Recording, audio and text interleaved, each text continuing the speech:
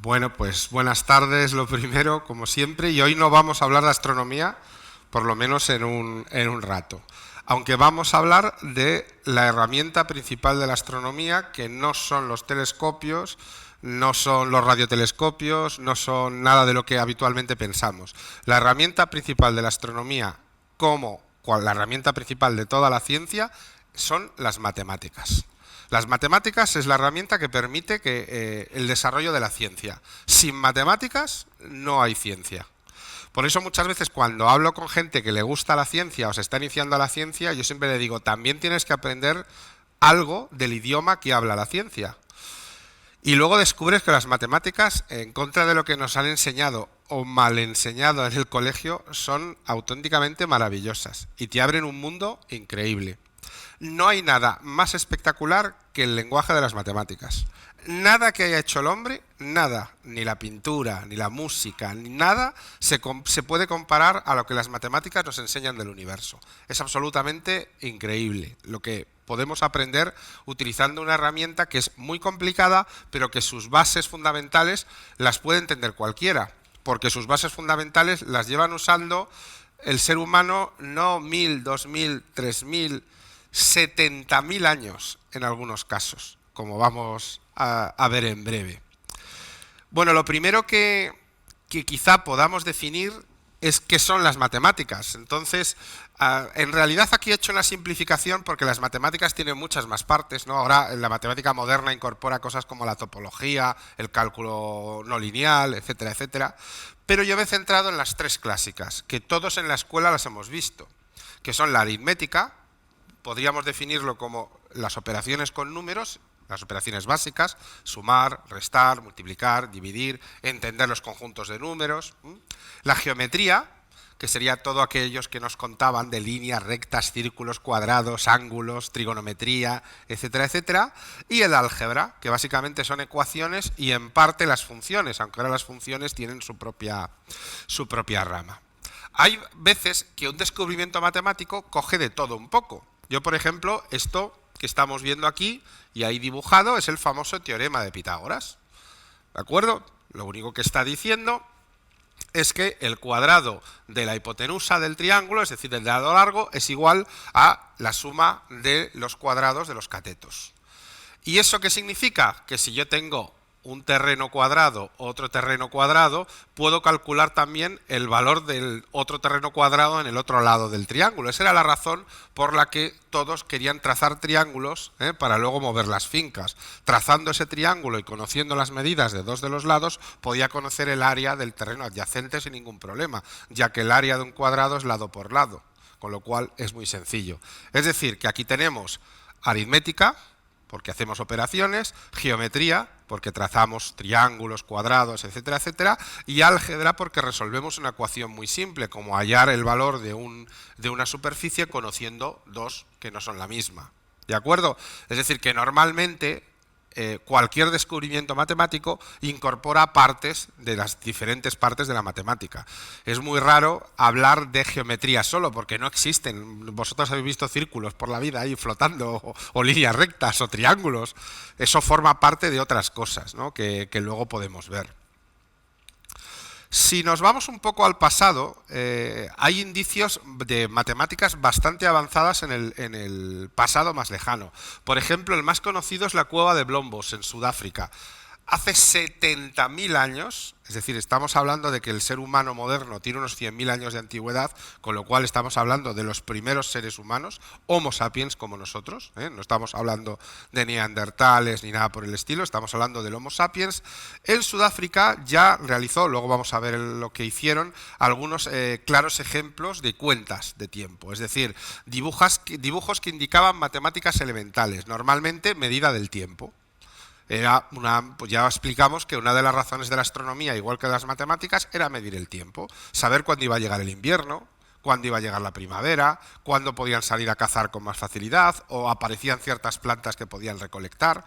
Estamos hablando de una fase en que el hombre es cazador-recolector, es decir, no está establecido en un único lugar, sino que se va moviendo según las necesidades que va teniendo.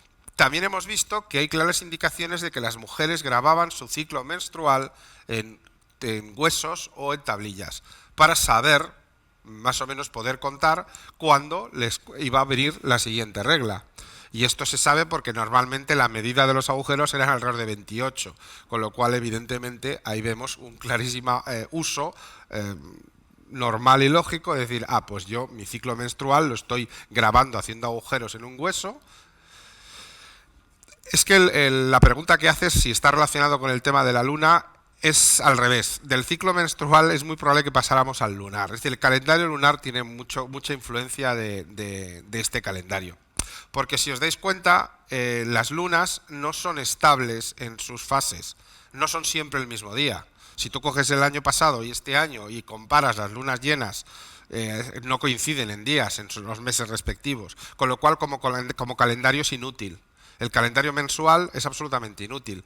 Y si os fijáis también, los meses no coinciden con esas lunas. Lo único que hacen es tener las 4 lunas, pero en ningún momento buscan aparecer en el momento que hay luna llena o luna nueva. Entonces, sí, pero ni siquiera en eso coinciden, porque ninguno, salvo en nuestro caso hemos cogido unos son de 30 tampoco. Es decir, se nota que hay una adaptación.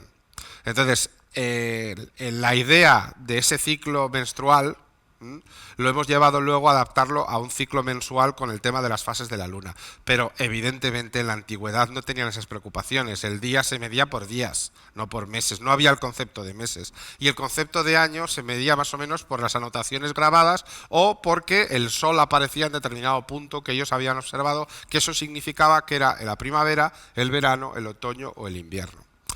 Todo el calendario mensual es muy posterior, hasta que prácticamente Mesopotamia y Egipcio, el imperio antiguo Egipto, no se da ese fenómeno. Con lo cual estamos hablando de 60.000 años de evolución sin que miraran los meses para nada.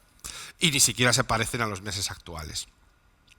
También sabemos, por las pinturas rupestres sobre todo, que entendían el concepto de uno, pocos y muchos. Me explico, para cazar, transmitir esa idea de que en una determinada zona había una cosa o unas pocas o muchas, y lo hacían normalmente trazando una serie de líneas. En el sur de Francia encontramos una serie de pinturas rupestres muy espectaculares, también en España, pero curiosamente ha sido en el sur de Francia donde se han encontrado al lado del dibujo, estos dibujos representativos de de los animales que cazaban, se han encontrado también marcas indicando, creemos que indicando ese concepto de que había uno, que había pocos o que había muchos. Esto parece una tontería y muy de niño pequeño, pero si no tienes lenguaje muy desarrollado ni matemáticas que tengan números, ¿cómo expresar un concepto de uno, de pocos o de muchos? Entonces fueron los primeros que hicieron un símbolo para expresarlo. Uno, una raya. Unos pocos, 2 rayas. Y muchos, 4 rayas. Es decir, que indicaban simplemente que en esa zona o mirando hacia aquella zona iban a encontrar mucha caza o mirando hacia otra no iban a encontrar prácticamente ninguna. Esto es lo que hemos encontrado en la cueva de Blombos. Aquí, como veis, Cape Town, Ciudad del Cabo. Blombos está más o menos a unos 300 kilómetros de Ciudad del Cabo y en la costa. Y hemos encontrado unas medidas que aparentemente podrían ser algo puramente grabado por adorno dentro de la piedra. Pero de nuevo hemos contado y las agrupaciones van perfectamente ordenadas de 14 en 14 para formar 28, de acuerdo con lo que indica la posible de una grabación relacionada con el tema que decíamos antes de la menstruación. O en el caso del hueso de Isango, de acuerdo, esta es una cosa muy curiosa, es un fémur de babuino, del mono. Y en el fémur encontramos unas rayas que curiosamente van sumando el doble, 5, 10, luego vuelven a sumar, a dividirse, es decir, las rayas como que indican sumas básicas, de tal manera que probablemente lo utilizaban, no sabían sumar, entonces lo que hacían era marcar rayas para saber cuando había varias cosas, poder decir, si hay tantas cosas de estos, eso significa, según este palo, que tenemos esta marca. Es el primer indicador de una suma básica. Estamos hablando, el hueso de Isango, de 20.000 años, hace 20.000 años.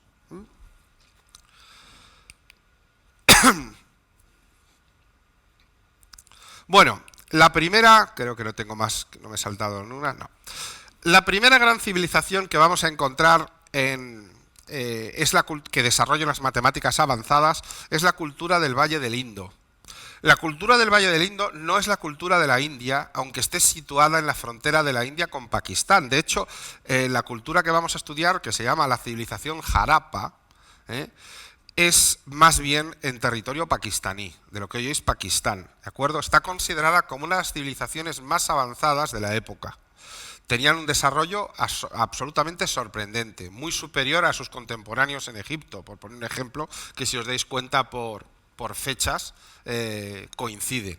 La civilización Harappa, por ejemplo, como podéis ver, va a tener ya una perfecta cuenta de símbolos para indicar los números, que afortunadamente nos ha llegado gracias a los matemáticos hindúes que continuaron con la tradición Harappa.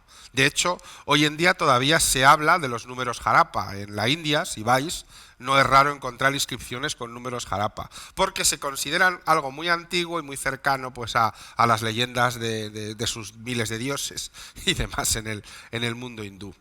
Tuvieron un sistema de pesas y medidas que era uniforme y decimal. Es decir, se dieron cuenta que era muy importante medir los pesos, porque si yo quería venderte 2 kilos de la fruta que tengan, no se me ocurre, tenía que saber lo que eran esos 2 kilos.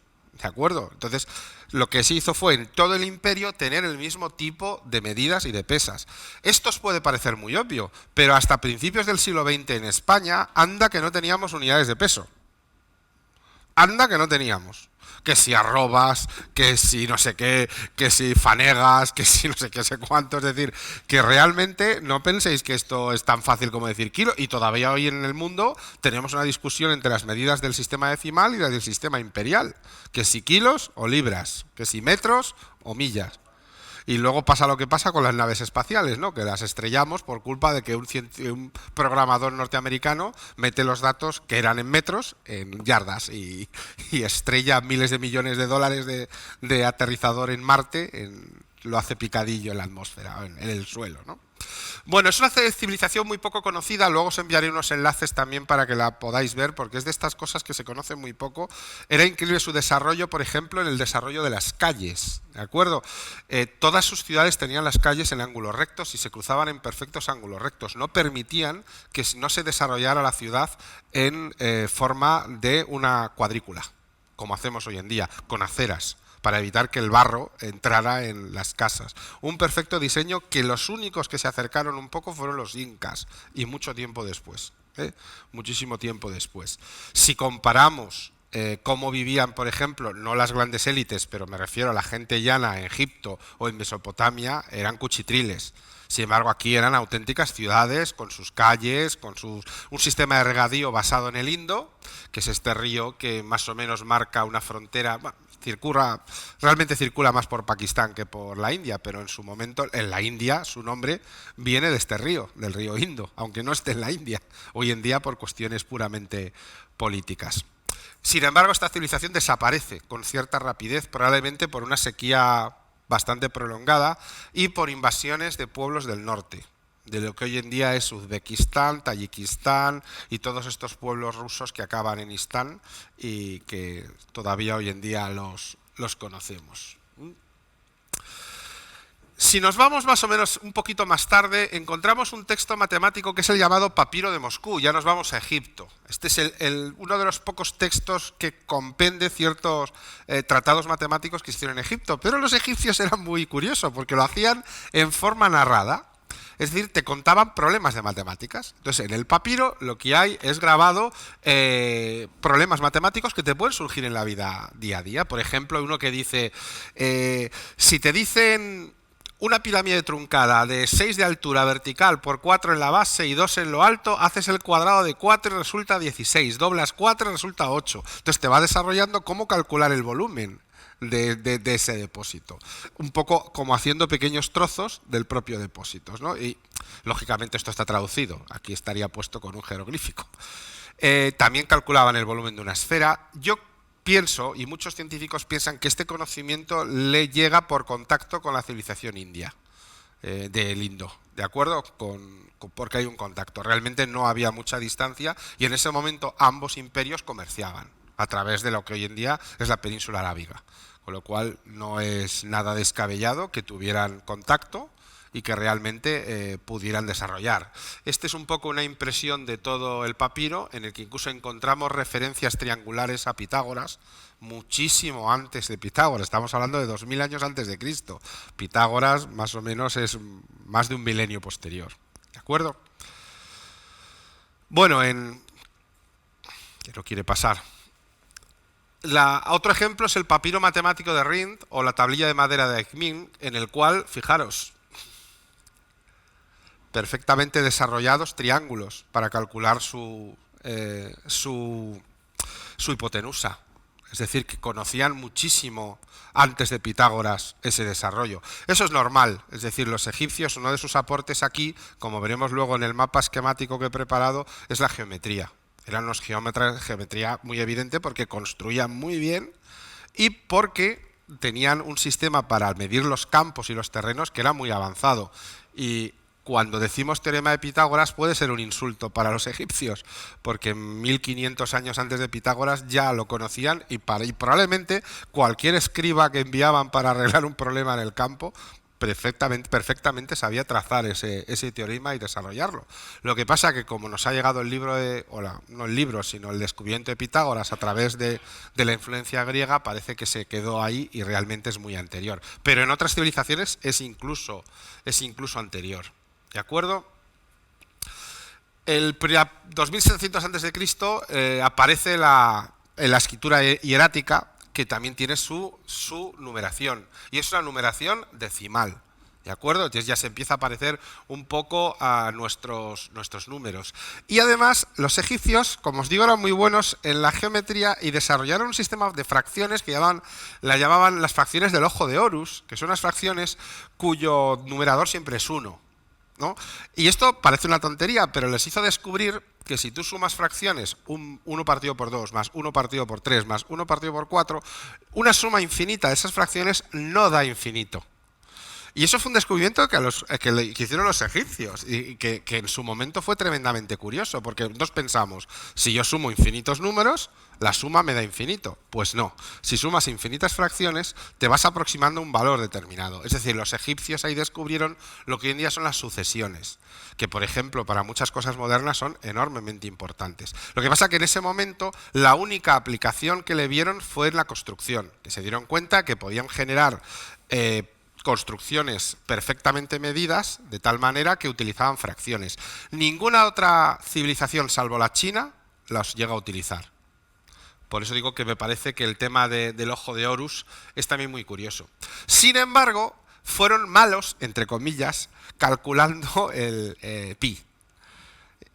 Eso hacía que sus ruedas no eran buenas. Y eso hizo también, fijaros qué curioso, que sufrieran tanto frente a los pueblos del mar, en las invasiones de los pueblos del mar, porque sus carros no eran muy buenos carros. El número pi, que se habla tanto, lo que hacemos es dividir el diámetro entre el radio, la longitud entre el diámetro de la circunferencia. Es un valor exacto. Cojas la circunferencia que cojas, ya sabéis, de 3,141592, etcétera, etcétera. Pero si tú redondeas a 3, como hacían ellos, las ruedas empiezan a ser hexagonales, es decir, no son perfectamente redondas, sino que empiezan a tener... y entonces ahí tuvieron un pequeño problema. Por ejemplo, usaban esos símbolos para sumar y restar, es el mismo símbolo. Cuando mira hacia la izquierda suma, cuando mira hacia la derecha resta, en la escritura hierática, ¿de acuerdo? O sea que fijaros que ya hacían su simbología, ¿de acuerdo? Sin embargo, su numeración no es posicional. Aquí volvemos a tener el mismo problema que tenían los romanos. La numeración posicional es la que usamos nosotros. Según la posición del número, indica su posición en el orden. Por ejemplo, si yo tengo el 1320, yo sé leer 1320 porque al contar 4 números sé que el primero es un 1000, ¿de acuerdo? El siguiente es una centena, el siguiente es una decena y el siguiente es una unidad. 1342. Pero ellos no tenían un sistema posicional. Y le pasaba como a los romanos. Tenían que escribir una serie de que esto llega a 50, le sumo 30, le resto 2 y así me queda el número. Eso complicaba mucho las operaciones. De hecho, multiplicaban, pero lo hacían por adición, que es este tema que ya os explicaré cómo se hace, que ha llegado hasta la actualidad. Es lo que llaman multiplicar a la rusa, que os comentaba hace un momento. Bueno, vamos a avanzar un poco más. Nos vamos a la India. No os preocupéis que esto luego en un mapa lo vais a entender mucho mejor.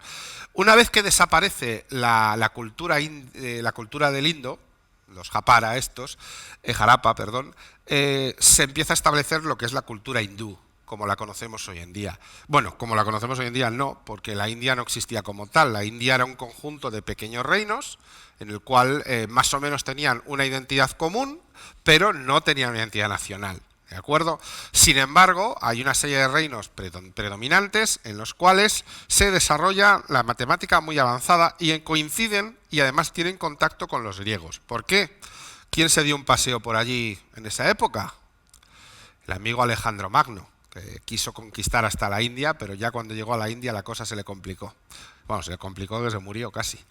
El caso es que de esa manera también tienen noticia de lo que ya algunos científicos helenos habían tomado de Egipto y de Mesopotamia, ¿de acuerdo? Y eso de alguna manera enriquece la enorme capacidad matemática que tenían los indios, porque a la vez su amigo del norte, los chinos, también les daba información. Luego veremos un poco el tema de las matemáticas chinas. Pero como podéis ver, uno de los grandes desarrollos de los indios es la trigonometría. Eso de los senos, los cosenos, que tanto oímos. Bueno, pues en realidad, seno y coseno derivan del sánscrito. Ahí lo tenéis. Yika y kojilla. Es jilla y cojilla. Eso es. Es sánscrito. Seno y coseno.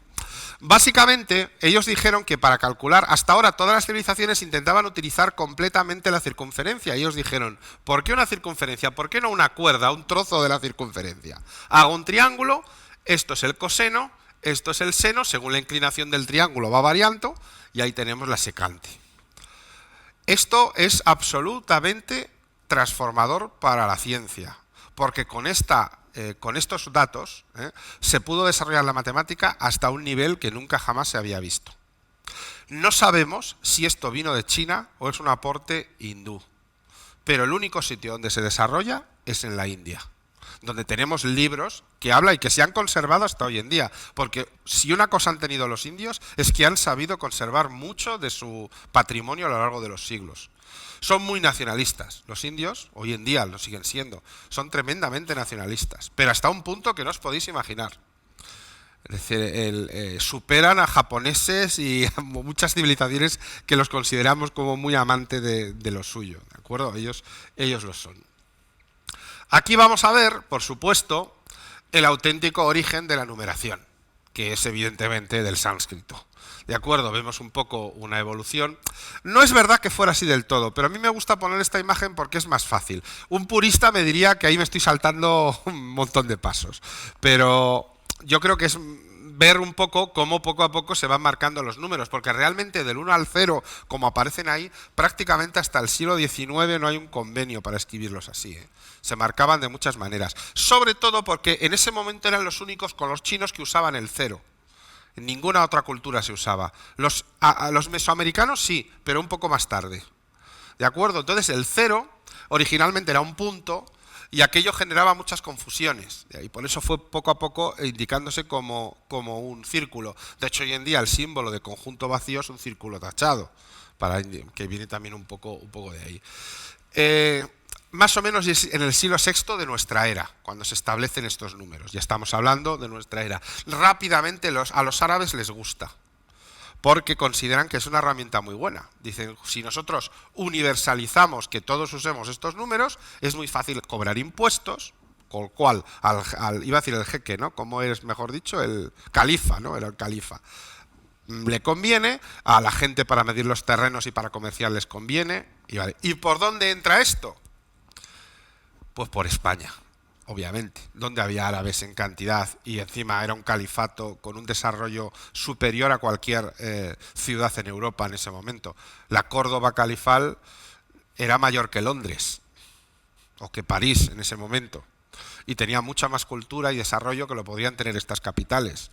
Estaba Toledo, que mantenía una escuela muy importante. Entonces todo este conocimiento matemático entra a través de España. Y, por cierto, no lo he comentado, para ellos el sistema numérico ya es posicional, como el nuestro. Expresan un número con la posición de las cifras. Y esto también es un cambio, porque sumar y restar y dividir es poner debajo un número del otro, y voy haciendo operaciones directamente con cada uno. Se simplifica, pero totalmente. Bueno, aquí intento ver un poco una representación más real de cómo pudo ser la evolución de los números. Vamos a ver que la división en hindú se va al sánscrito y luego al árabe del este y al árabe del oeste. En el mundo árabe no podemos hablar de un único idioma. Esto a veces se considera que el árabe es un idioma, pero un marroquí y un catarí pueden tener problemas para entenderse. Hay muchas palabras que no van a ser iguales. Aquí hablamos un poco de esos dos árabes, ¿no? Y sabemos que el Gobar, el árabe del oeste, es el que, evidentemente, como podéis ver, es el que mantiene más influencias para que llegue a nuestra civilización europea todos esos números, como os digo, a través de España. A ver si quiere pasar. Ha pasado. Curiosamente, China es un mundo aparte. China va como pasó, ¿os acordáis cuando hablamos de la historia de la astronomía? Que también eran como un mundo aparte. Los chinos, curiosamente, no les interesan tanto la aritmética.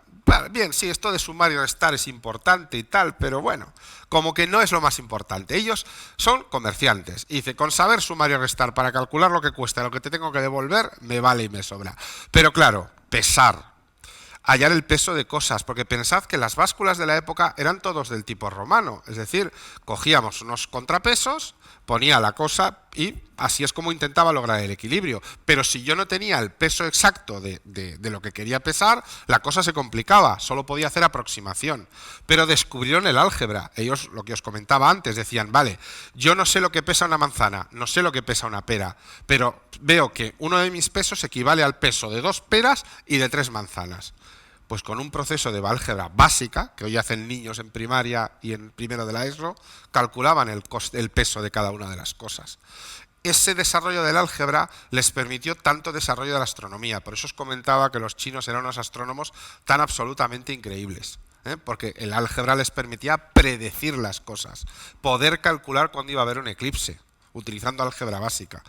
Y si no, ya sabéis lo que le pasaba al astrónomo que no predecía el eclipse, ¿no? Vamos a ver, por ejemplo, bueno, aquí tenemos algunos símbolos que, como podéis ver, son bastante más simples que la matemática hindú, porque la aritmética no les interesaba tanto. De hecho, creo que lo veremos mejor en las partes delante, por ejemplo. Vamos a encontrar aquí el trabajo con triángulos rectángulos. Veis que van formando triángulos rectángulos sobre un cuadrado central.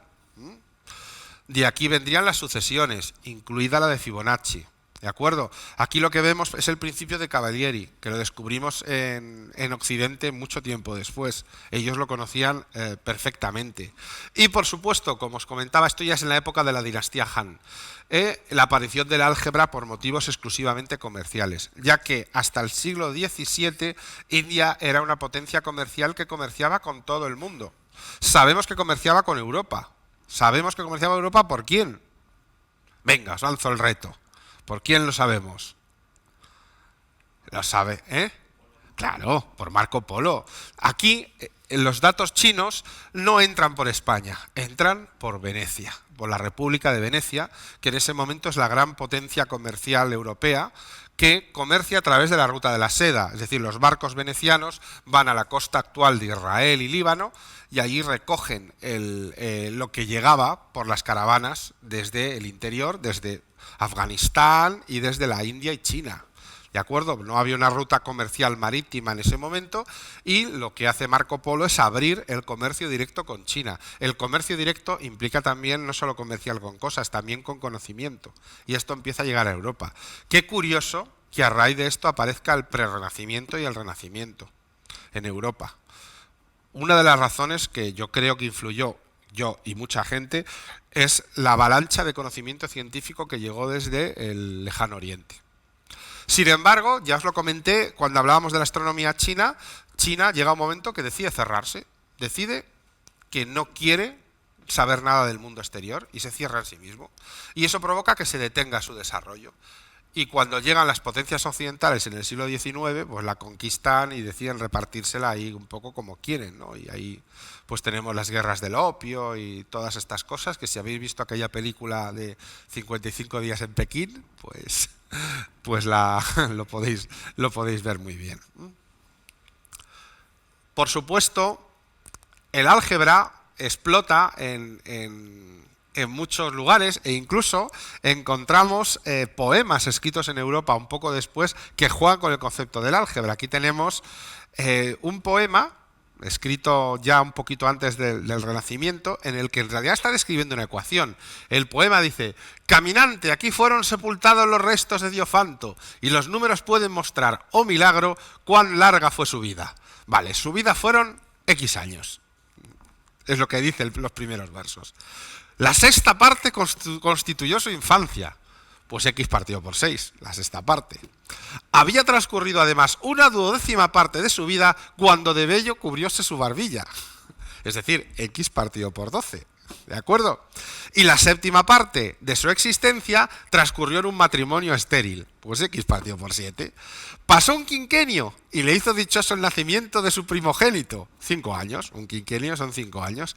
Que entregó su cuerpo, su hermosa existencia, que duró tan solo la mitad de la de su padre en la tierra. Se le murió el hijo. X partido por 2.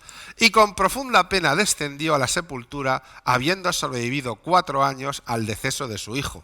Luego, los años que tienes, la suma de x más 6, x partido por 6, más x partido por 12, más x partido por 7, más 5, más x partido por 2, más 4.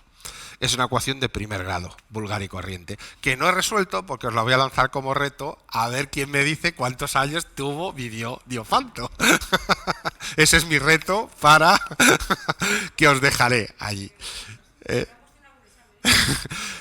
Sí, he jugado con ello. Me hace mucha gracia porque en el fondo es un poema, insisto, del Renacimiento, pero lo que está describiendo es una ecuación. Es decir, está jugando con la broma de una ecuación. Creo que alguien se va a lanzar ya a resolverla. Copia si quieres el enunciado, o sea, el x igual a x partido por 6 más x partido por 12 más x partido por 7 más 5 más x partido por 2 más 4. Hay que sacar común denominador, ¿eh?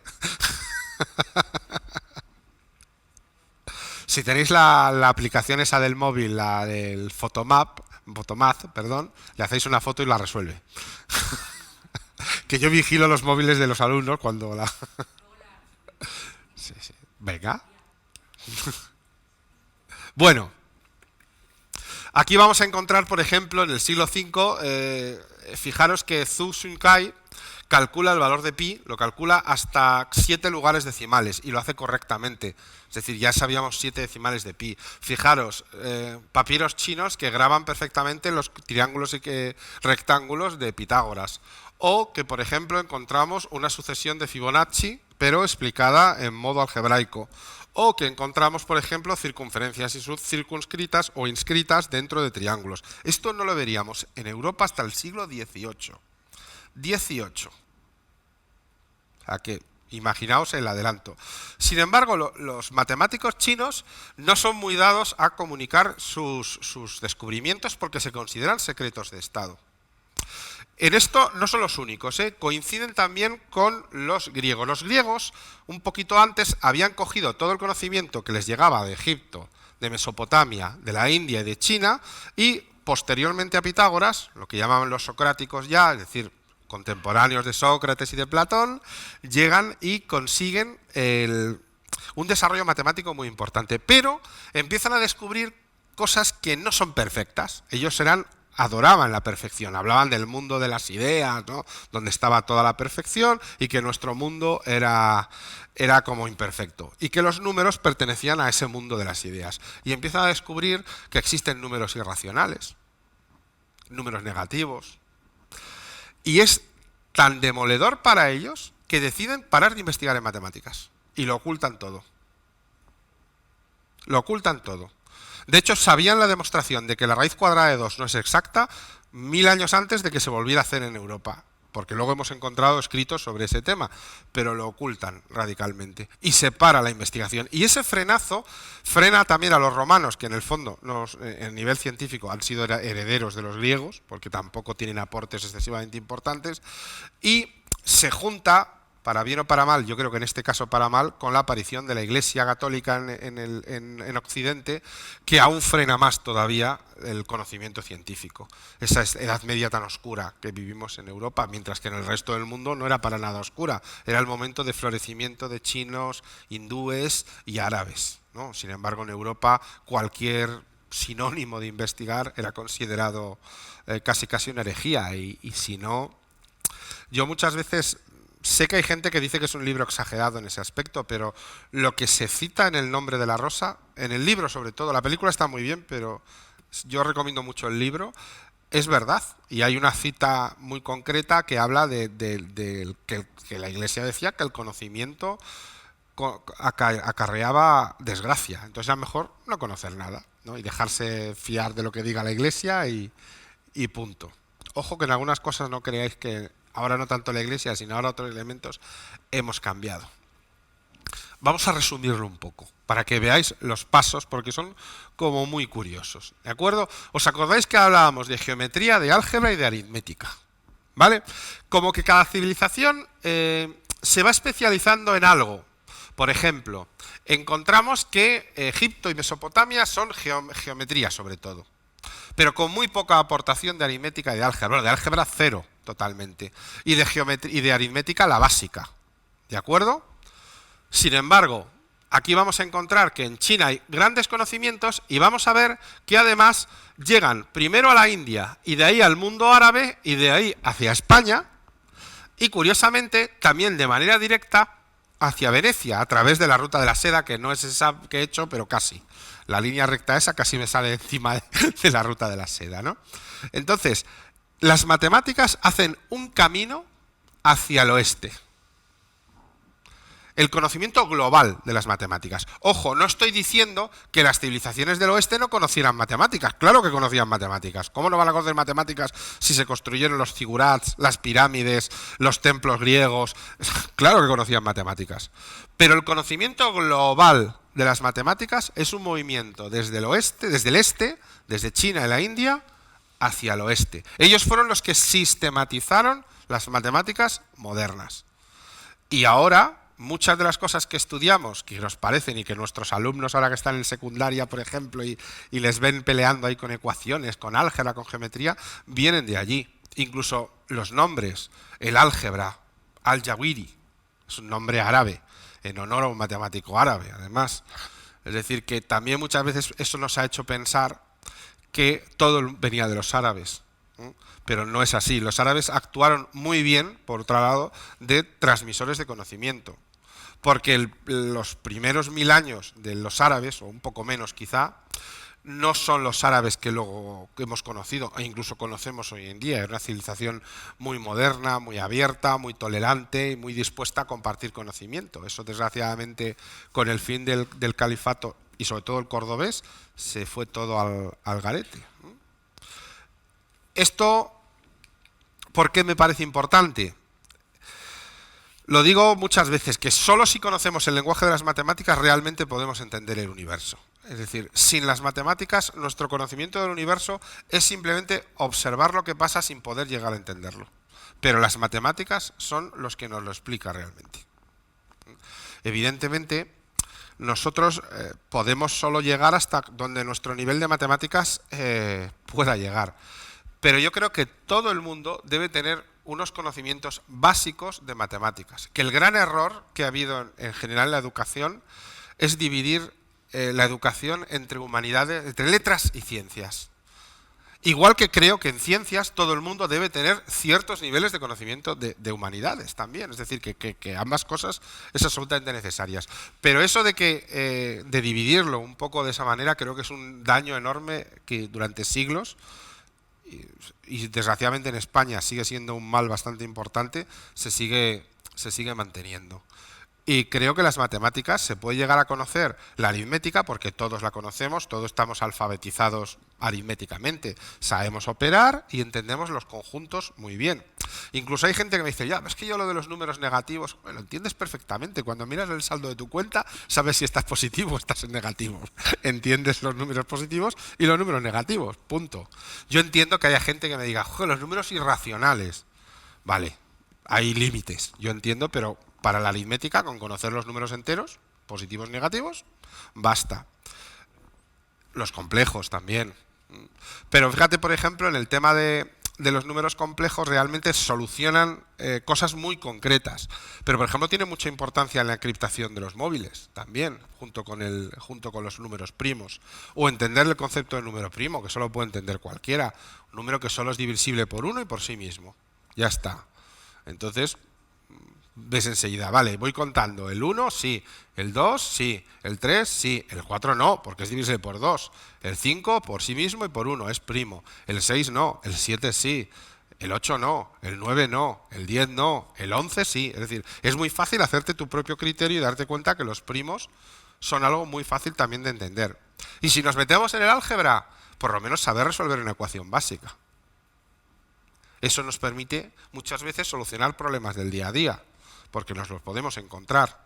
Y en la geometría, entender Pitágoras, o esas cosas que hablamos de Fibonacci, de algunas sucesiones así un poco curiosas que se repiten en la naturaleza, saber qué son. Que si suman el número anterior con el siguiente, etcétera, etcétera, como ya veremos muy pronto.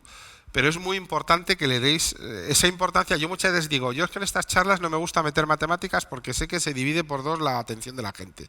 Pero es que llega un momento que hay que ver matemáticas. Es necesario ver matemáticas. Mínimas, totalmente de acuerdo. Pero es muy importante que si a mí me gusta la ciencia, las matemáticas es el lenguaje de la ciencia. Ni más ni menos. El lenguaje de la ciencia. Y sin ese lenguaje no podemos entender la ciencia. Es como intentar entender a una persona que habla otro idioma sin saber ese idioma. Puedo entenderme por signos, pero ¿cuánto percibo de lo que él me quiere comunicar? Prácticamente un 5 o un 6%. Todo lo demás lo ignoro. Pues en la ciencia sucede lo mismo. Podemos hablar mucho sin matemáticas, pero solo podremos hablar de un poquito muy pequeño. Y luego, además, poner en su contexto histórico que desde hace 70.000 años hay conocimientos matemáticos registrados, que los primeros seres humanos ya utilizaban mediciones del tiempo o de muchas herramientas matemáticas, y que todas las grandes civilizaciones tenían conocimientos matemáticos. Hombre, evidentemente hoy en día un niño de 13 años de nuestro colegio llegaría allí y sería el matemático del imperio, claro, pues tiene con herramientas que ellos no tenían. Ellos no tenían números como los nuestros, ellos no tenían álgebra ni educación como la nuestra, pero resolvían problemas muy complicados. Y si no, os pregunto, ¿cómo podrían egipcios o mesopotámicos construir canales? La construcción de un canal no es nada fácil. De hecho, si os digo la verdad, fíjate que a mí las pirámides me impresionan mucho, pero me impresiona mucho más la construcción de canales, porque es muy difícil, es muy difícil. Mirad, luego os mandaré el enlace, seguramente tú lo conocerás mejor, pero habría un gran lago, creo recordar, comunicado con el Nilo en el Imperio egipcio. Y el canal no era precisamente un canal cortito. Esa obra, eso sí que es una obra faraónica. ¿Cómo hicieron eso? Porque para hacer eso necesitas por lo menos una base de trigonometría, que nunca hemos encontrado referencias que la tuvieran. A lo mejor sí que la tenían, pero no hemos encontrado nada que lo demuestre. Conocimientos, evidentemente, de álgebra y conocimientos, evidentemente, aritméticos, por supuesto.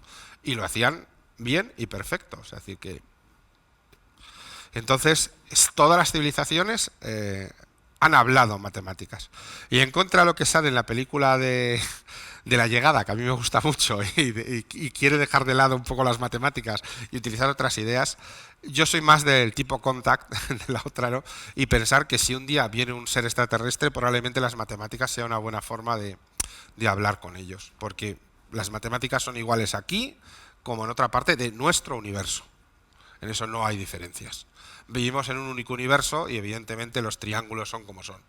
Si vienen de otro universo ya es otra cosa, pero del nuestro es como es. Y ahí, pero de todas formas, si vienen de otro universo no podrían entrar al nuestro, o sea que tampoco podríamos tener referencias. Pero ahí está claro que tenemos un idioma común. Spielberg eligió la música. Ahí en Cuentos de la tercera fase. Yo tampoco... Pero bueno, en el fondo la música son matemáticas. Es decir, que tras las notas, los tonos, todo esto son matemáticas. Es decir, que también se puede ver. Y bueno, pues esto es, que este era muy breve el tema a tratar. Y bueno, aquí tenéis al pobre Pitágoras cuando era pequeño, que su madre le regañaba. Le decía, me borras todo eso de la pizarra, de la pared.